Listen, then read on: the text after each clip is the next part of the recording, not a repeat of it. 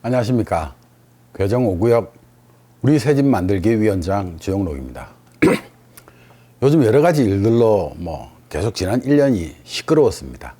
물론 또 최근에도 시끄러운 이야기가 있는데 사실 건설적이고 발전적인 이야기를 하지 못하고 맨날 그 앞에 놓인 상황 때문에 싸울 수밖에 없는 그런 상황이었습니다. 빨갱이들이 쳐들어 내려오니까 그것을 대처한다고 어쩔 수 없이 그랬던 겁니다. 오늘은 차분하고 조금 하도록 이야기를 해보도록 하겠습니다. 현재 우리 괴정 5구역 앞에 놓인 경제 상황, 분양성, 사업성에 대해서 한번 제가 몇 가지 제목으로 이야기를 해보고자 합니다. 지금 분양시장이 최근에 우리가 단군 이래 가장 큰 분양 사업이라는 둔촌 주공 아파트가 지금 미공개를 하고 있습니다. 분양이 50%가 안 된 것 같아요. 사실 지금 그 밑으로일 수도 있고, 그리고 그 앞에 시범단지였던 장이동 자이 아파트도 50% 정도밖에 안 됐습니다. 분양이 안 됐다는 게 아니라 분양률은 있었죠. 사실 계약을 치는 게 이제 진짜 우리가 분양이라고 이야기하는데, 남천동에 있는 자이 아파트도 약 30%대의 계약률을 보이고 있습니다. 물론 이게 40%일 수도 있고 우리가 정확하게 알 수는 없는 겁니다. 지금 분양시장이 매우 좋지 않습니다. 첫 번째는 금리가 너무 올라갔고, 두 번째는 우리나라의 어떤 국민들이 너무 이렇게 이제 과다 정보에 의해서 과도한 정보가 너무 많이 들어와서 사람들이 미리 걱정을 해서 부동산 가격이 급격하게 떨어지고 있는 상황들입니다. 사실 부동산 가격은 올라가기도 하고 내려가기도 하고 또 올라가고 또 내려가고 올라가고 내려가고 있죠. 물론 대체적으로 있는데 크게 그래프를 그리다 보면 올라갔다가 내려갔다가 올라갔다가 내려갔다가 또 이렇게 횡보를 하다가 또 올라가다가 또 내려가다가 올라가다가 또 내려갔다가 횡보하다가 또 내려갔다가 다시 좀 올라갔다가 이런 식으로 계속 사실은 그래프가 이루어집니다. 이거는 왜냐하면 우리가 이제 경제 원칙이 나오는 이 세상의 재화, 돈이 계속 벌리기 때문에 그 돈값만큼 집값이 올라가게 돼 있습니다. 근데 사실 이제 급격히 내려간 경우가 있었죠. 이제 일본 같은 경우, 일본 도쿄를 팔면 미국을 살 수 있다. 그런 건방진 행동을 하다가 일본에 잃어버린 20년과 잃어버린 30년이 오게 됐습니다. 물론 우리나라 집값이 굉장히 비싼 건 사실입니다.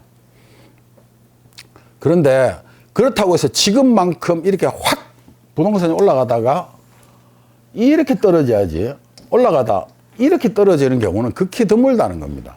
이렇게 떨어졌으면 급격한 반등에 의해서 약간 튀어오를 수도 있습니다. 올해 말쯤 제가 이제 감히 예상해보건데 너무 많이 떨어져서 그렇습니다. 경매 시장에서도 보면 지금 80%대에서 64%, 51%까지 떨어지는 매물들이 흔해졌습니다. 여기에서 옆에서 보면 조회수들이 나와요. 엄청난 조회수들을 만들고 있죠. 이것은 곧 입찰이 들어간다는 이야기입니다. 지금 분위기가만 반전된다 하면 동양인 사람들하고 서양인 사람들하고 생각은 좀 다른 부분들이 있습니다. 서양인들은 내가 서양인들 당연히 집을 소유하고 싶어 하겠죠. 그런데 동양인 사람들, 특히 동북아시아인들한테는 집이란 걸 매우 소중한 재산이라고 생각을 합니다. 또한 재산의 부의 축적이라고도 생각을 하고 있죠. 일시적으로 가격이 떨어지고 있다. 이거는 이제 우리나라의 경제 상황보다는 물론 급격하게 오른 부분도 있었죠. 2년 사이에. 오른 이유도 있었는데 그 급격하게 오른 이유가 거꾸로 이야기해 보자면 그런 걸 겁니다. 여기 또 나갔습니다. 급격하게 오른 이유를 들어보자면 코로나 이 시기 때 급격하게 우리나라뿐만 아니라 전 세계가 경제를 살려고 막 돈을 풀었어요. 돈을 많이 풀었으니까 당연히 이 시중에 깔린 돈이 많게 되고 그 돈을 많이 깔아서 경제를 돌리려고 하다 보니 일시적으로 물가가 오르고 집값이 올랐던 게 사실입니다. 지난 코로나 기간 2년에서 2년 반 정도의 사이에. 그러나 이게 어느 정도 2019년 그때 집값으로 회귀하려고 하는 경향은 보이고 있습니다. 그러나 결국은 끝까지 그렇게 그 밑으로 하락하거나 이러지는 않을 거라고 봅니다. 우리가 지금 분양시장이 일부 안 된다 해서 집값이 매우 하락한다. 아니, 되는 곳은 되고 안 되는 곳은 안 되겠죠. 그러니까 뭐 서울이나 뭐 부산이나 대도시들은 어느 정도의 상황을 유지할 것입니다. 그러나 위성도시의 집값의 하락률이 굉장히 클 겁니다. 저는 그렇게 생각을 해보죠. 그리고 일자리가 있는 곳의 집값은 급격하게 하락하지 않을 것이라고 봅니다. 그리고 우리가 아파트의 주거의 개념이 조금 달라졌던 부분들이 있습니다. 전에 같으면 내가 50평을 소유한다, 100평을 소유한다라고 생각하는 것들이 많았지만 요즘은 내가 살고 싶은 아파트가 조망이 좋고 전망이 좋고 살기가 편하다, 보안이 편하다, 안전하다, 그리고 많은 시설들이 있어서 내가 이 아파트로 인해서 굉장한 행복감을 느끼게 만드는 겁니다. 사실 미래에 지금 나오는 아파트는 예전에 나오는 아파트하고 비교할 수도 없을 만큼 많은 시설을 가지고 있습니다. 그리고 앞으로 나올 아파트들은 더욱더 좋은 시설을 가지고 있겠죠. 당연한 거지 않겠습니까? 거기에 대해서 작년에 나왔던 옆 동네에 있던 아파트와 앞으로 5년 뒤에 나올 아파트는 차이가 클 겁니다. 담은 1억이 나든 2억이 나든 그 사이에 더 좋은 제품과 더 많은 시설들이 만들어지기 때문에 그렇죠. 그래서 지금 일시적으로 좀 빠진다고 해서 두려워할 필요는 없다고 생각합니다. 그렇다고 지금 막 움직여서도 안 되지만 바닥이 어디까지 끌고 갈 건지 2023년과 2024년을 지켜볼 필요가 있다는 겁니다. 우리는 그 시기에 하필 다행이게 이주와 철거를 하고 있는 시간들입니다. 괴정 5구역에는. 그러니까 우리한테는 굉장히 유리한 시간이죠. 앞을 쳐다볼 수 있게끔 되는 상황들이 되니까. 우리가 운이 좋게 가니까 우리 주민들이 단결해서 이주비 100%를 받아냈고 그 다음에 후분양을 받아냈고 상가 100% 분양을 이 세 가지를 받아냈습니다. 이 굉장히 큰 거거든요. 물론 경제 상황이 더 나빠지면 시공사들이 이 약속을 어길 수도 있습니다. 그러나 우리가 주민들이 단결만 한다면 힘만 모아주신다면 무엇이든지 두려울 게 없습니다. 지금 둔촌 주공에 반도 안 되는 계약률, 장이동 자이도 50% 안 되고 남천동 자이도 30% 정도, 37%인가 뭐 이렇다는데 굉장히 지금 다들 힘든 상황입니다. 그래서 우리 개정 5구역의 대처 방안은 후분양을 했지 않습니까? 그리고 금리의 인하 시기를 기다려볼 예정입니다. 지금 막 이자가 나중에 뒤에도 이야기하겠지만 이자 높을 때 집 안 사거든요. 이자가 낮아야 대출을 받아서라도 집을 사죠. 안 그렇겠습니까? 더 좋게 만들어 놓으면 만들어 놓을수록 더 비싸게 팔 수 있겠죠. 그냥 딴 옆에 아파트하고 똑같이 만들어 놓으면 비싸게 팔 수 있는 방법이 없습니다. 우리가 들어갈 아파트 외에는 뭔가 더 잘 포장을 해서 팔아야 그 돈들이 주민들한테 온다는 것이죠. 지금 그것 때문에 우리가 빨리 가기 위해서 투자할 것은 투자하고 물러설 것은 물러서야 된다는 겁니다. 단순히 돈을 아끼는 것만 하는 것은 절대 잘하는 게 아니라고 생각합니다. 그렇게 하는 것 같으면 그냥 공무원들 시켜서 최저가의 모든 것을 하면 된다고 생각합니다. 그러면 15년, 20년이 걸리듯. 우리는 시간과의 싸움이기 때문에 그렇습니다. 그러니까 전반적으로 봤을 때 뭔가 이 사업을 잘 끌어나가고 더 많은 수익을 1,000억을 벌든 1조를 벌든 2조를 벌든 벌어내는 것이 중요한 것이지 그냥 절약하는 것은 아무 때나 다 가도 할 수 있습니다. 여러분들이 개정 5구역이나 어느 구역에 가서라도 할 수 있는 이야기들입니다. 다른 구역들이 못 가는 이유가 뭡니까? 내분이 일어나서 그렇습니다. 내분이 일어나서. 그리고 시장 경영을 잘해야 되는데 이 경영을 잘하기 위해서 우리가 이제 쭉 봐야 됩니다. 쭉 보면 2023년도에 입주 물량이 약 15,000세대, 18,000세대 정도가 있습니다. 자, 1월 달부터 쭉 입주할 아파트들이죠. 이 아파트들이. 우리가 부산에가 한 18,000세대에서 24,000세대가 1년에 필요하다고 그렇게 이야기를 하고 있습니다. 그런데 그 숫자보다 그 숫자만큼만 공급이 되면 되는데 그 숫자 이상 공급이 되는 것은 지금 우리한테 굉장히 마이너스를 주고 있습니다. 그리고 2023년 올해 분양할 세대수가 약 25,000세대가 있죠. 뭐 남천동에 남천자이, 동래구 더샵, 뭐 이젠시티 뭐 이라고 쭉 세대수를 보면 이렇게 해갖고 25,000세대가 분양을 할 겁니다. 이게 이제 차후에 앞으로 3년 6개월 뒤 입주할 물량들이겠죠. 이 물량들이 지금. 근데 그 뒤에 지금 계속 인허가가 별로 안 나왔기 때문에 이 정도의 물량을 소화해 줄 수 있는 기간은 앞으로 4, 5년 뒤라는 거죠. 4, 5년 뒤면 우리의 가격은 그때 수요와 공급의 원칙, 그러니까 사고자 하는 사람과 팔고자 하는 사람의 원칙인데, 팔 사람이 적고 살 사람이 많게 되면 가격은 올라가게 됩니다. 우리가 분양할 수 있는 딱 시기가 살 사람은 많고 아파트가 별로 공급이 안 되는 시기에 우리가 분양을 하게 될 겁니다. 우리한테는 굉장한 그 전략적인 시기죠. 그 시기에 집을 팔아야만이 우리한테 큰 도움이 될 것이라는 겁니다. 큰 도움이란 건 당연히 우리가 돈을 더 많이 벌 것이라는 겁니다. 본의 아니게 제가 지나고 나서 언젠가는 악역을 해야 될 시절이 올 겁니다. 그때 가서 제가 1차 관리처분 때 큰 길가에 있는 사람들을 현금 청산자를 만들다고 했죠. 그게 총 우리 감정 가액이 6천억입니다. 우리 동네 총 감정 가액이.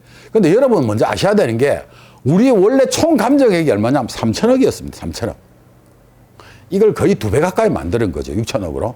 그 중에서 1,000억을 떨어낸 겁니다. 그 다음에 우리가 또 정리를 어느 정도 할 겁니다. 제가.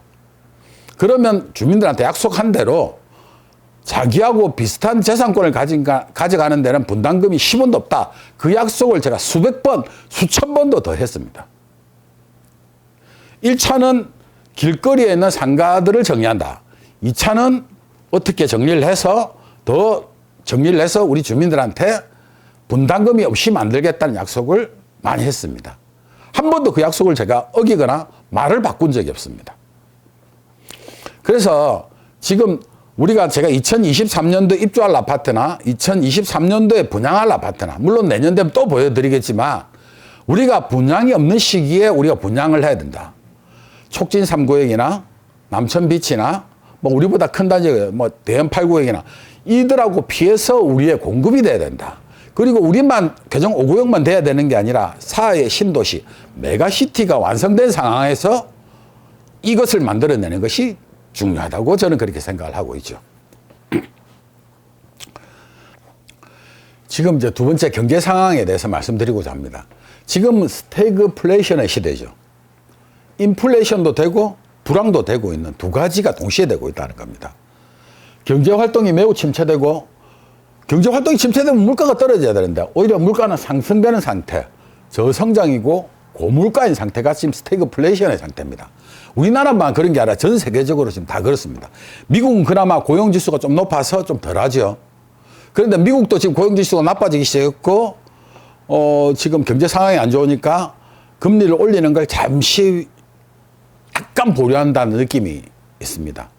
그래서 집 사는 사람들은 사라져버리고 물가는 올라가는 그런 어려운 상태입니다. 이때 스태그플레이션이 번하면 경제 대공황이 이제 1920년대 있었죠. 돈이 없어서, 일자리가 없어서 막 그랬던데, 일자리는 있는데 사람들이 돈을 쓰질 않아. 그 돈들이 은행으로 빚을 다 갚아버리거나 소비를 하지 않으니까 공장이 돌아가지 않고, 사람들이 돈이 없으니까 집 같은 걸 살지 못하죠. 이자에 치여서.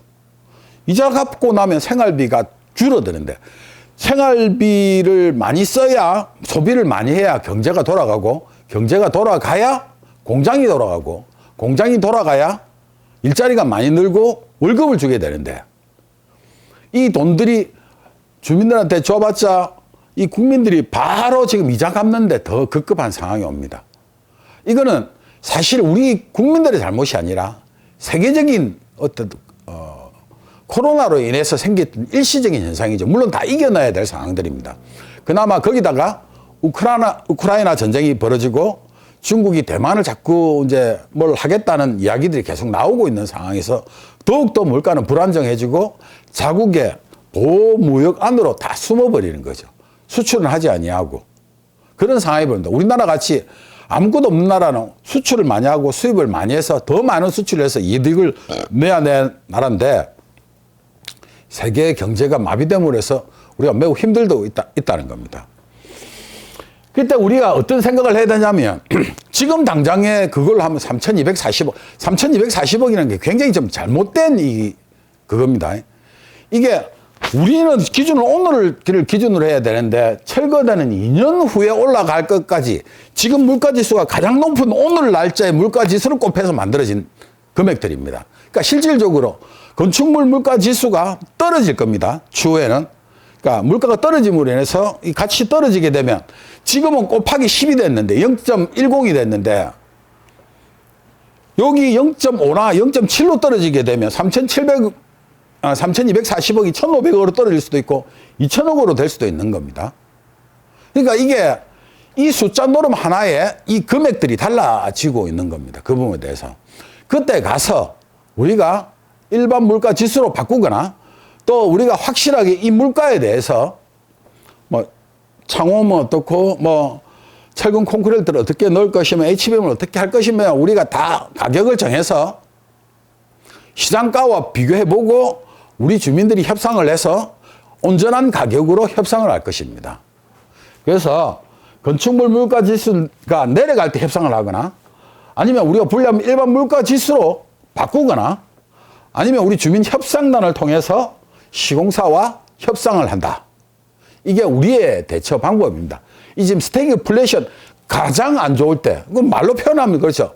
엄마 화났을 때 가서 엄마 10만 원 책상에 달라 이러면 이놈의 새끼 맨날 돈만 가져간다 라고 뭐라 하지 않습니까?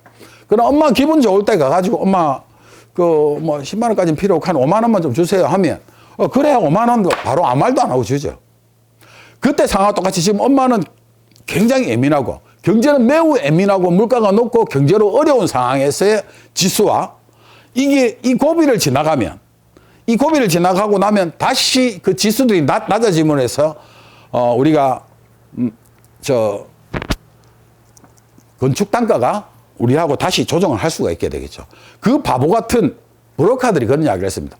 작년에 580만 원이 어떻고 무엇이 어떻고 이라고 큰 소리 치고 최근에 다 입찰 들어간 금액이 보면 물론 뭐 하이브랜드라서 그렇지만 우동 3구역이 750만 원, 촉진이 뭐 650인가 670만 원, 뭐 최근에 계약된 데는 580만 원, 590만 원 다 계약이 됐습니다. 그런데 돈 안 주고 집을 잘 지어라. 그거를 할 수 있는 사람은 대한민국에 전 세계에 단 한 명도 없습니다. 적정한 물가에 맞춰서 우리가 원하는 것을 듣게끔 하는 게 가장 중요한 것이죠. 그런데 앉아가지고 브로커들은 맨날 숫자 노릇만 합니다. 할 줄 모르니까 법의 빈틈만 찾아서 공격만 하죠. 내 집을 지을 때 내가 3억을 들어서 지을 건지 뭐 내가 태양광도 파고 지하수도 파고 뭐 단열도 하고 층간소음제도 넣고 샤시도 좋은 거 넣고 하면 3천만 원이 더 들어서라도 3억 3천이 들어서도 집 지을 때 3억 넣으나 3억 3천 넣으나 무슨 관계가 있겠습니까? 더 좋게 지어서 밑에 세 줄 때도 보증금 뭐 5천 받을 거 한 7천 받으면 되는 것이고 뭐 아니면 뭐 보증금 2천에 월세 50만 받은 거 70만 원 받으면 되지 않습니까? 그런 식으로 사업을 생각해야지.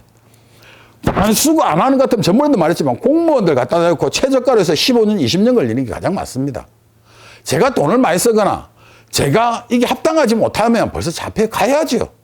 그러지 않는다는 겁니다. 합리적으로 투자할 때 투자를 해야만이 우리가 앞으로 나아갈 수 있다는 이야기를 제가 하는 겁니다.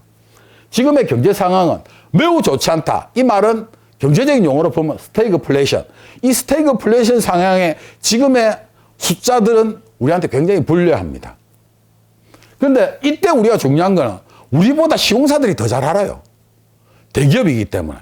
우리가 할 수 있는 건 대기업과 싸울 수 있는 건 뭡니까? 주민 단결입니다. 저 브로커 뒤에는 뭐 회사가 숨어 있겠죠. 분명히 저는 알고 있습니다만 지금은 입을 떠들 때가 아니기 때문에 그냥 입을 다물고 있는 겁니다. 자, 이런 경제 상황을 알줄 때 현재 현 상황의 건축 단가가 너무 올라서 서로 윈윈한 방법으로 건설사도 손해보지 않고 우리 주민들도 손해보지 않고 일반 분양에서 우리가 많이 받을 수 있는 것으로 해야 됩니다. 그래서 지금은 이런 스태그플레이션이 해서 급격하게 아까 말하는 집값이 제가 이제 아까도 이야기했지만 집값이 이렇게 연착륙에 이런 식으로 연착륙해서 올라가야 되는데 이게 지금 급격하게 이 그래프가 툭 떨어져 버렸단 말입니다. 지금 이렇게 급격하게 하락을 해버렸다는 거죠. 그럼 이제 그 다음에 이렇게 횡보한다? 그러다가 뭐 떨어지거나 올라가거나 양방향 중에 한 방향으로 가겠죠. 이렇게 되면. 그런데 이런 그래프는 사실 잘 없습니다.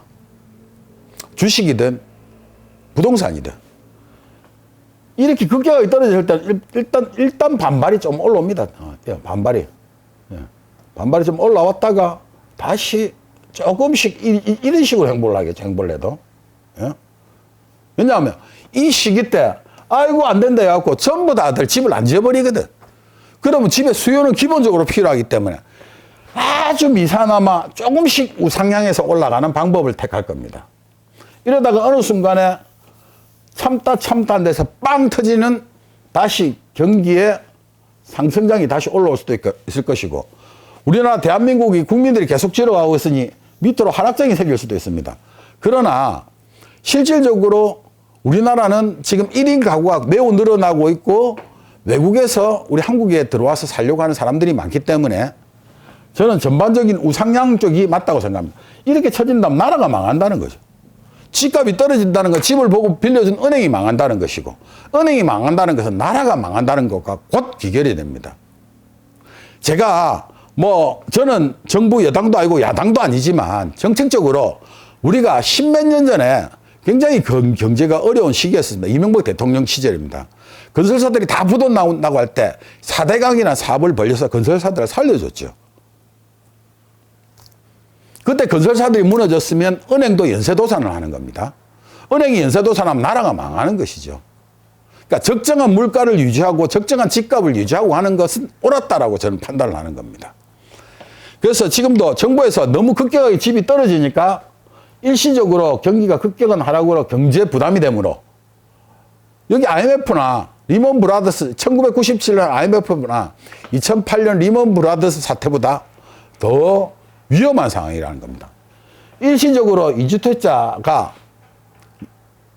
2년에서 3년으로 연기시켜주고 다주택자도 무순위 당첨을 입찰을 할 수 있게 하고 규제상 강남 3구를 빼고는 전부 다 해제를 하고 있습니다. 취득세도 경감을 하고 LTV도 확대해서 70%까지 그리고 2주택자도 중과세를 해제하고 다주택자께 기본 공제를 6억에서 9억으로 올리고 있습니다. 그리고 대출을 확대하고 15억 이상도 대출을 가능하게 만들었습니다. 정부의 의지도 그렇죠. 집값이 너무 급격하게 떨어지면 안 된다. 너무 급격하게 올라도 안 되지만 2년 동안 너무 급격하게 올라서 이게 완만한 상승 곡선으로 저는 가기를 바라고 또 그렇게 될 것이라고 저는 그렇게 생각을 합니다. 정부에서 이렇게 개입해서 뭔가를 해내려고 하면 결국은 해내지거든요. 금리도 요 밑에 이제 금리 부분에 있어서 그래서 이제 뉴스에 나왔죠. 부동산 규제는 다 풀었다. 주식담보 8% 이자 폭탄은 어떻게 할 것이냐라는 게 이제 이 방송의 뉴스에 나왔던 겁니다. 거꾸로 여기서 규제는 다 풀었다. 이자만 낮으면 다시 어느 정도 전에처럼 막 이렇게 올라가지는 않겠지만 그래도 전반적으로 우상향하는 방향으로 주택가격은 정상화가 될 것이다. 그러니까 너무 급격하게 지금 팔 필요가 없다는 이야기를 하는 겁니다. 이 유튜브를 보고 있는 모든 분들이 지금은 집 팔 때가 아니다. 여기에 1층인 줄 알았는데 지하층이 더 있었다. 지하층이 있더라도 다시 올라옵니다. 이 정도까지는. 지금 빠진 정도는 안정된 선이라고 저는 그렇게 판단을 합니다. 여기에서 지옥을 더 구경해 볼래? 이게 계속 언론에서 떠들어서 만들어지는 일들입니다. 그래서 정부와 국토부에서는 부동산 경기를 연착륙에 총력을 다 기울이고 있습니다. 여기서 부동산 규제는 다 풀었다. 주식담보대출 8%에 대해서는 어떻게 할 것이냐. 요것만 떨어진다 하면 충분하게 가능성이 있는 부분이기 때문에 지금 당장은 내가 급하게 집을 팔아야 된다. 나 손해본다. 이런 생각은 하실 필요는 없을 거라고 저는 그렇게 생각을 합니다. 이게 부동산 가격은 물론 주식도 다 이게 연동이 되게 돼 있지만 금리와 급격하게 영향을 받고 있습니다. 그러니까 금리에 대해서 잠시 이야기해보고자 하면 이게 이제 금리를 이야기하면 내가 아는 척 하려고 하는 게 아니라 연방준비위원회의 금리가 미국의 연방준비위원회 금리가 한국의 기준금리를 움직이고 한국의 기준금리가 시중의 금리를 움직이거든요. 미국의 금리가 2019년도에 한 약 1.5%에서 2.0%였습니다. 그러나 코로나가 나기 직전까지는 0%대를 계속 몇 년간을 유지해왔죠. 이게 파란색입니다. 파란색이 미국의 금리입니다. 하다가 코로나가 터지고 이 상황에서 경기를 살리려고 코로나 터져서 금리를 제로금리를 계속 유지를 했습니다. 돈을 많이 풀었죠. 그래서. 그런데 이 코로나 끝나자마자 금리가 0.25, 0.5는 빅스텝 0.75씩 자이언트 스텝을 3번씩 해서 지금 4%대까지 올라갔습니다. 미국이 올해 2023년도에 5%대, 5.5%대까지 간다고 이야기를 하죠. 그러면 우리나라도 달러의 역전화, 미국에 저금하는 게 낫겠나? 한국에 저금하는 게 낫겠나? 한국의 금리가 낮으면 미국에 저금하는 게 낫겠죠. 한 1% 정도 차이로 따라갑니다. 결국은 우리나라 금리도 지금 현재는 3.5%인데 4%, 최대 또 5.5%까지 가면 우리가 4.5%까지도 올라갈 수 있는 겁니다. 그럼 시중금리가 얼만큼 되느냐? 제가 전에도 이거 하기 전에 제가 방송을 몇 번 한 걸 앞에 한번 보십시오. 추후에 이 금리 이야기를 하면서 우리나라 금리가 8%에서 10% 간다라고 제가 이야기를 미리 예측을 했었습니다. 지금부터 한 1년 전 거 유튜브를 보시면 이 말은 그대로 예측한 그대로 가고 있는 겁니다. 그러면 이렇게 미국 금리가 파란색으로 따라올 때 우리나라 금리도 따라가고 있는 거죠, 지금. 그러면 은행에서 이자가 올라갑니다, 지금. 그런데 우리나라의 상황은 그까지 올릴 필요가 없는데 이 달러가 빠져나가면 다시 제2 IMF나 리먼 브라더스 사태가 터질 수 있으니 미국과의 돈이 빠져나가지 않게 적정 금리 정도로 따라가 주지. 그래서 대출 금리는 올리되 저축 금리는 또 올리지 않고 있죠, 지금. 사실 이게 참 애매한 겁니다. 정책을 하는 사람들 입장에서는.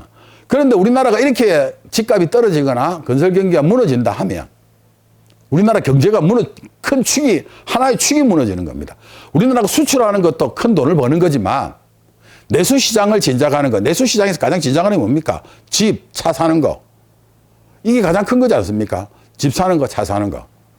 이게 금리가 안정돼야만이 다시 가능해질 수 있는 겁니다. 우리가 말하는 1%대 금리로 다시 떨어지든가 1, 2%대 금리로 떨어져야만이 집값의 선행지수는 뭐냐면 금리거든요. 금리가 떨어지면 집값은 다시 움직이기 시작할 겁니다. 그러니까 그래서 계속 미국의 금리와 한국의 기준금리를 보고 있는 것이죠. 그러니까 여러분들은 지금 두려워할 필요가 없다는 겁니다. 미국이까지 올렸더니만 미국의 고용지수가 떨어지면서 경기에 불황이 왔습니다. 미국 전 세계 1등 국가라는 미국이. 그러면 더 이상 높은 금리를 유지할 수가 없는 거죠. 미국도 천천히 가야 됩니다. 그리고 올 연말쯤이나 내년 초쯤에는 금리가 다시 인하 쪽으로 돌아선다. 자, 이 그래프가 이렇게 왔듯이 이렇게 올라가지는 않을 거 아닙니까? 이 전 세계가 다 망하자는 건데. 요 정도 어느 정도 가다가 살짝 그래프로 치면 뭐 이렇게 되겠죠. 떨어졌다가 올라왔다가 살짝 횡보하다가 설설설설설 요런 식으로 하겠죠. 이런 식으로. 천천히 떨어지는 거. 요 기간이 아까 그래서 2019년도에서 2022년도까지니까 1년, 2년, 3년 동안의 그래프입니다. 앞으로 추후의 그래프에서 미국 금리가 떨어진다. 그럼 우리가 3년에서 넉넉 잡아 5년까지 보면 금리는 다시 떨어질 것이다. 금리가 떨어지면 부동산 경기에 100%의 전제 조건은 아니지만 필요 충분의 조건까지는 아니지만 필요 조건은 된다는 겁니다. 금리가 떨어짐으로 인해서. 그리고 앞으로 나오는 집들은 더욱더 좋게 만들겠죠. 그러니까 새 집에 사는 이유가 뭡니까? 아주 좋은 시설, 아주 좋은 환경이 만들어지기 때문에 그렇죠. 옛날 집이나 지은 집이나 똑같다면 그거는 뭐 비싸게 살 필요가 없죠. 그 가격에는 한 동네에서 비슷한 가격이지. 조금 더 비싸게 받아야 되지만 더 많은 시설들이 들어가야 됩니다. 그래서 금리가 우리 집값에 중요한 영향을 미치고 있기 때문에 제가 이 말은 지금 두려워하지 마시고 절대 주민 여러분 집 팔지 마시라는 겁니다. 상황은 시간이 지나면 안정되게 돼 있습니다. 이렇게 빨갱이가 쳐들어와도 시간이 지나면 주민들이 다 알게 되거든요. 그렇기 때문에 지금 불안해서 지금 너무 낮게 가격을 팔고 나가면 안 된다는 거예요. 여러분 이 주용록이 반드시 여러분들한테 약속한 대로 분담금 없이 할 테니까 저를 믿고 따라와 주십시오. 욕심내지 마시고. 제가 분명히 부탁드리는 말씀입니다. 집 팔지 마시고 가지고 계십시오. 여기서 집 팔고 딴 데 나간다 해서 더 좋은 상황을 똑같이 갈 수 있을 것 같습니까? 아닙니다. 제가 처음에 우리 동네 6천에서 1억 하던 빌라를 1억 5천에서 1억 8천 하던 주택을 감정 가액만 해도 2억 5천에서 5억, 6억까지 만들지 않았습니까? 이미 여기서 여러분들은 감정 가격에서 이미 2배 이상을 벌은 겁니다. 거기서 또 2배를 하겠다고 하지 않습니까? 이 이야기를 단 한 번도 바꾼 적이 없습니다. 그러니까 여러분들이 저를 도와야 여러분들의 재산을 지키는 거죠. 자, 브로커들이 저를 막 떠드는데 이런 경제 상식 하나 없이 그냥 어디 돈 많이 썼다 어디 브로커 들어와서 뭐 흠잡기만 할 줄 알지 다른 걸 할 줄 모릅니다. 제가 이제 이만큼 보이십니까? 이거 지금 무죄 받은 거. 물론 이 중에 한두 개는 제가 또 방음막이 뚫릴 수도 있을 겁니다. 그러나 제가 뭐 뒷돈 받아먹고 뭐 어디 그런 거는 없지 않습니까, 여러분? 주민들을 위해서 지금까지 10원짜리 하나 안 받고 내 돈 다 내고 있고 지금 빚더미에 앉아 있습니다. 그러니까 제가 지금도 생각하는 거는 바로 우리가 미래를 쳐다볼 수 있는 전략적인 머리가 있어야 된다는 거. 그거 없이는 그냥 할 것 같으면 쟤 말고 공무원 와야 됩니다. 공무원. 국민학생 갖다 놓으면 돈 쓰지 말라면 안 씁니다. 투자를 해서 우리가 주민들이 빨리 갈 수 있고 더 좋은데 살 수 있도록 제가 그렇게 해보려고 하고 있습니다. 자, 이것도 이제 우리 한국 기준금리가 이제 움직이면서 지금 3.5%까지 떨어진 겁니다. 우리가 이때 안정된, 요때 시기에서 우리가 집값이 막 올라간 것이죠. 근데 물론 뭐, 이렇게 이제 2008년도 리먼 브라더스 사태가 터졌을 때, 5.몇%대까지 올라왔습니다. 지금 리먼 브라더스 터진 게 아니고 지금 여기 있으니까 여기에서 그때만큼 이렇게 올라가겠습니까? 이거는 뭐 거의 몰라 이제 뭐 북한 뭐 대만 전쟁 터진다면 또 모르겠지만 그런 경우는 거의 없을 것 같고 여기서 미국이 움직이면 같이 이제 횡보하다가 서서서서 이렇게 내려가지 않겠나 밑으로 저는 그렇게 생각해 봅니다. 그래서 우리가 금리가 낮아지는 것이 우리 집값에 영향을 많이 미치니까 지금 여러분들이 잘못해서 뭐 그래서 집값 떨어진 게 아닙니다. 전 세계적으로 그런 거니까 지금 일시적으로 이 충격을 완화시키고 더욱더 특화시켜서 우리 괴정 5구역과 괴정 단기 하단 라인을 다 특화시켜서 더 좋게 만들어가는 것이 우리 괴정 5구역한테는 큰 도움이 된다는 겁니다. 비싸게 팔아야 내 물건 비싸게 팔아야죠. 남은 물건들을. 안 그렇겠습니까? 제가 하는 말이 그 말입니다. 그래, 지금 부동산 PF의 상황, 대출 상황은 그렇습니다. 지금 은행에서 돈 안 빌려주려고 하죠, 지금. 지금 진짜 삼성 같은 대기업에서도 다 돈 빌려달라고 하는데, 우리한테 돈 빌려주는 게 쉽겠습니까? 한국전력이나 강원랜드, 이런 데 돈 빌려주는 게 더 쉽게 받겠습니다. 이런 데 빌려주는 게 더 쉽게 받습니다. 그런데 이런 데 PF 시장이 지금 닫혀버렸잖아요, 지금. 그나마 우리의 PF 대출을 받으려고 하면, 허그에서 받으려고 하면, 우리가 이제, 뭔가를 준비하고 절차적인 준비를 해 나가야 됩니다. 그런데 저 브로커들이 하는 거는 지금 우리가 보상 공고를 해야 되는데 저 브로커들이 해서 보상 공고를 못하게 막아놨습니다, 지금. 그러니까 관리 처분이 끝나고 한 달 반이 지났는데도 아무것도 못하고 있습니다. 보상 공고는 지금 지금 직무대행 쪽에서 해야 되는데 이걸 안 하고 있습니다. 그러나 요번에 정리가 될 겁니다. 여러분들이 주용록이 잘한다 싶으면 주용록한테 맡기시고 저 브로커한테 잘한다면 브로커한테 가세요. 그러나 분명히 브로커한테 투표했는지 저한테 투표했는지는 다 알게 됩니다. 그에 대해서는. 예? 그건 아시고 제가 이제 저 나쁜 놈들 정말 나쁜 놈들입니다. 나중에 그 시간이 지나면 나쁜 놈들은 다 표가 나게 돼 있습니다. 예? 그래서 2023년도, 2024년도의 경제 상황에 따라서 움직일 가능성이 PF 대출 시장이 아예 지금 마감이 됐습니다. 그러나 제 주용록이 돈을 빌려온다고 하지 않습니까? 돈을 받아오겠다고. 여러분들이 저한테 힘을 실어줘야 제가 밖에 나가서 돈을 빌릴 수 있는 겁니다. 집구석에 우리 옆집에 순이 아빠 집 그 집에 보면 그 집은 순이가 공부도 잘하고 와이프도 집 살림 잘하고 같이 아르바이트도 좀 나가지고 신랑도 성실하게 일하는 집에서 1,000만 원 빌려달라 했을 때하고, 옆에 도리네는 맨날 부부 싸움하고 치고 받고 아는 말 안 듣고 그런 집이 있다고 칩시다. 그러면 우리가 순이네 집에 돈을 빌려달라면 1,000만 원을 빌려주는 게 맞겠습니까? 도리네 집에 1,000만 원 빌려주는 게 맞겠습니까? 가정이 잘 돌아가고 있는 순이네 집에 돈 빌려주는 게 맞습니다. 지금 이자 많이 나오는 거 어쩌겠습니까? 연 10% 나와도 주민들이 죽을 판인데, 주민들 돈을 먼저 일단은 어쨌든 작게 받아도 4% 5%니까 그거보다 한 5% 정도 더 손해를 볼 수밖에 없습니다. 주민들을 살리고 봐야죠. 그 이익을 내기 위해서 이 일을 만들었는데, 예? 작년에 내가 선의주비 받아야 될 때 그때 받았었으면 아주 낮은 이자에 받았을 거 아닙니까? 제가 여러분들한테 하는 말입니다. 그래서 지금이라도 받아서 주민들 좀 살아나자. 지금 어려운 지경에서 저부터 그러면 세입자가 지금 나가겠다는데 내일 미루고 모레 미루고 한 달 미루고 이틀 미루고 저도 죽을 판입니다. 예? 자, 이제 우크라이나 이제 경제상인데 우크라이나 전쟁이나 중국의 상황들이 호전됨으로 인해서 매우 유동적일 겁니다.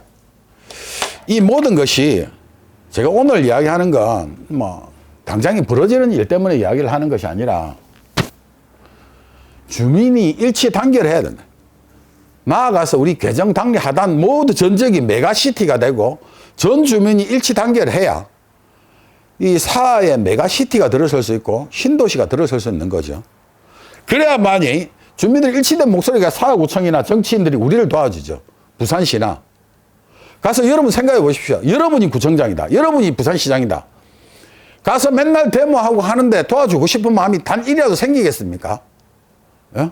아이고 저 시끄러운데 그 개입했다가 괜히 내 욕만 듣지 않고 아예 상관도 안 합니다. 있는 대로만 설치하죠. 있는 대로만. 그 상황을 만든 게 진짜 브로커 새끼들이라는 겁니다. 이 앞에 때까지 얼마나 우리가 시장님하고 구청장하고 사이가 좋았습니까? 한 번이라도 생각을 해보십시오. 한 번이라도. 에이 몰라. 나는 모르겠어. 귀찮아 하지 말고. 그래도 싫다면 난 떠날게요. 시기적으로는 지금 2023년도에 지금을 준비를 해야 됩니다. 그래야 우리가 이주나 이주도 정상적으로 끝내고 그 다음에 시공도 정상적으로 들어가서 준공 직전인 5년 또는 부동산 5년, 준공 직전인 5년 후에 우리가 분양을 하거나 부동산 시장이 우상향하는 6, 7년 뒤에 준비되자만이 잘 살 수 있다는 겁니다. 우리 괴정원 5구역은 골든 분양제를 선택했기 때문에 최적의 분양 시기를 볼 겁니다. 그래서 어떤 상황에 따라서 몇 천억을, 3천억을 더 벌 수도 있고 5천억을 더 벌 수도 있고 1조를 더 벌 수도 있는 겁니다. 100만 원, 200만 원, 1000만 원, 2000만 원 잘 쓴 게 문제가 아니라 정상적으로 우리가 매우 전략적으로 나가야 된다는 이야기를 하는 겁니다. 추후 5년에서 7년이 지나고 나면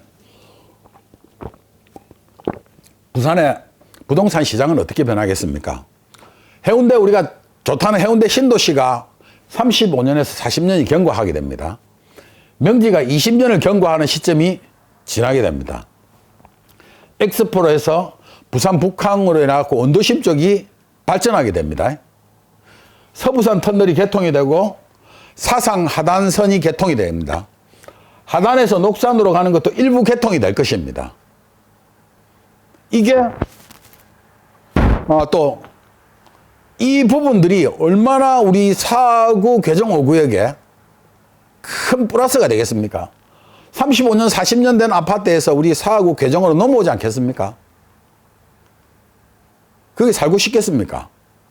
아니면 새로 지어진 새로운 아파트에 내 일자리가 가까운 곳으로 이사를 오고 싶겠습니까?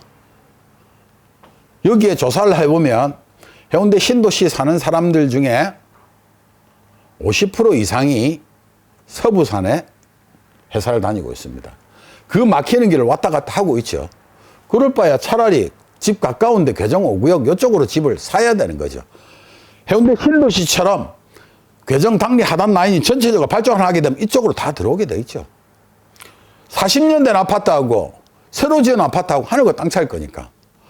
우리가 서부산 터널 개통과 사상 하단선, 하단 녹산선 하게 되면 지하철 1호선과 사상 하단선, 사상 하단선과 하단 녹산선이 네 가지가 한꺼번에 여기를 통과하는 교통의 요지가 되게 됩니다. 당연하게 여기가 교통이 좋기 때문에 지하철 타고도 출퇴근할 수 있을 만큼 거리가 가까워지는데 당연히 이쪽이 더 많이 발전하지 않겠습니까? 우리의 앞으로의 미래에 대해서 이야기를 하는 겁니다. 그래서 절대 여러분 집 팔지 마시고 꼭 가지고 계시라는 겁니다. 괴정 5구역에 주민들이 한 목소리로 일치 단결하는 것만이 우리 괴정 5구역을 잘 살게 하고 우리 주민들을 잘 살게 하고 나도 잘 살고 내 고향 괴정 당리 하단이 모두 다 같이 잘 살게 되어 있습니다. 이것을 너무 당연한 거라고 생각하시면 안 됩니다. 내가 재수가 좋아서 재개발 구역에 들어갔기 때문에 내가 재수가 좋아서 우리 집이 재개발하는 구역 들어갔기 때문에 아닙니다. 다 같이 노력해서 여기까지 만들어 온 겁니다. 그리고 새로 투자해서 들어오신 분들도 여기에서 뿌리 내리실 것 같으면 제 말을 들으십시오. 제가 설령 틀렸으면 나중에 내가 이 아파트 다 지어놨는데 돈을 맞을 테니까 브로커들 말에는 속지 말라는 겁니다. 저기에는 브로커가 윤성인이가 조합장이에요. 가서 뭐 해보면 알겠지만 설명회 가보면 거기에 서탱이 그 바보 같은 놈은 1분, 개운삼은 2분, 그 다음에 1시간 반을 윤성인이랑 브로커가 설명하고 있습니다. 그걸 다 듣고 앉았어요. 예? 전국을 다 깨고 있는 조직을. 제가 오늘도 말하고 싶은 거 이겁니다. 오늘 제가 뭐 중간중간에 있었던 이야기를 하는 게 아니라 우리가 지금 현재의 상황들에 대한 이야기를 쭉 제가 한 겁니다. 이건 괴정 5구역에만 하는 게 아니라 모든 구역에 대해서 다 관련된 이야기죠. 제가 어느 정도 정리가 되면 전구역에 대해서 어떤 설명을 하게 되겠지만 지금 현재로서는 괴정 5구역에 제가 최대한 집중을 하고 있습니다. 주민 여러분, 우리가 지금 제가 잘 살라고 하는 겁니까? 아니면 우리 고향 내 주민들이 다 잘 살게 만들려고 하는 겁니까? 제가 이렇게 많은 핍박을 받고 있으면서도 여러분들이 주영록을 지켜주지 않으면 누가 주영록을 지켜주겠습니까? 제가 우리 동네 주민들 모두가 잘 살기를 바라고 행복한 부자가 되는 그날까지 제가 열심히 노력할 테니 저 믿고 계속 따라주시기를 간곡히 다시 한 번 더 부탁드리면서 오늘 방송 마치도록 하겠습니다. 감사합니다.